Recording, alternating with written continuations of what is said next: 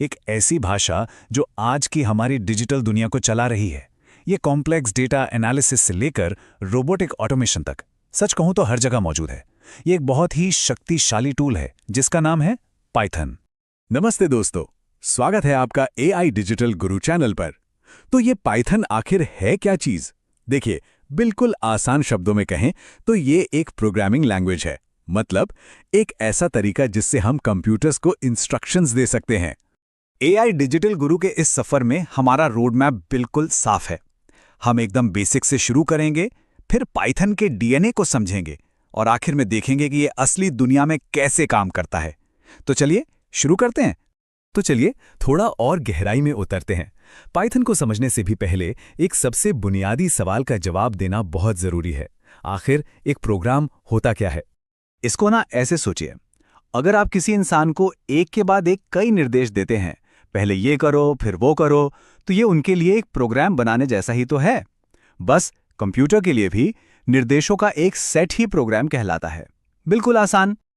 अच्छा, अब जब प्रोग्राम का मतलब समझ आ गया है तो आइए पाइथन की ऑफिशियल डेफिनेशन देखते हैं।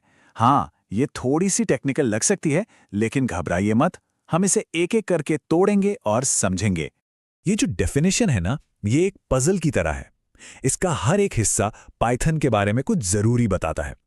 हाई लेवल मतलब इंसानों के लिए आसान, जनरल पर्पस मतलब हर काम में इस्तेमाल होने वाली, और ऑब्जेक्ट ओरिएंटेड इसका मतलब है कोड को असल दुनिया की चीजों जैसे ऑब्जेक्ट्स में ऑर्गेनाइज करना। इससे बड़े प्रोजेक्ट्स को मैनेज करना आसान हो जाता है। चलिए इस पजल को और गहराई से सुलझाते हैं। तो सबसे पहले बात करते हैं हाई लेवल की। पता है, प्रोग्रामिंग लैंग्वेजेस को उनके लेवल के हिसाब से बांटा जाता है, और ये एक बहुत बड़ा फर्क पैदा करता है कि कोई लैंग्वेज कितनी आसान या मुश्किल होगी।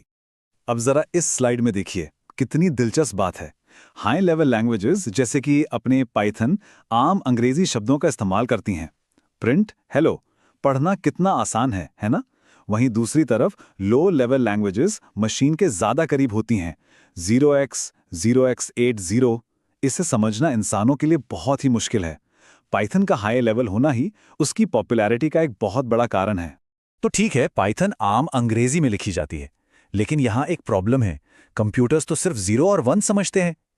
तो हमारी अंग्रेजी को मशीन की भाषा में कौन बदलेगा? इसके लिए हमें एक ट्रांसलेटर की जरूरत पड़ती है।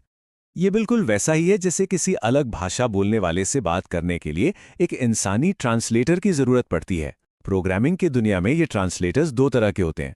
एक होता है कंपाइलर और दूसरा होता है इंटरप्रेटर। तो एक कंपाइलर जैसे C++ या जावा में होता है, वो पूरे के पूरे कोड को एक ही बार में पढ़ता है और ट्रांसलेट कर देता है, सब कुछ एक साथ। सोचिए, अगर 1000 लाइन के कोड में आखिरी लाइन पर भी एक छोटी सी गलती है ना, तो पूरा का पूरा प्रोग्राम चलेगा ही नहीं।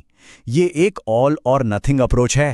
लेकिन पाइथन एक इंटरप्रेटर का इस्तेमाल करता है। और इसका काम करने का तरीका बहुत स्मार्ट है। इंटरप्रेटर कोड को लाइन बाय लाइन पढ़ता है। उसने पहली लाइन पढ़ी, उसे ट्रांसलेट किया और चला दिया। फिर वो दूसरी लाइन पर गया। तो सबसे जरूरी बात यह है कि अगर दूसरी लाइन में कोई गलती हो भी, तब भी पहली लाइन तो सफलता से चल जाएगी।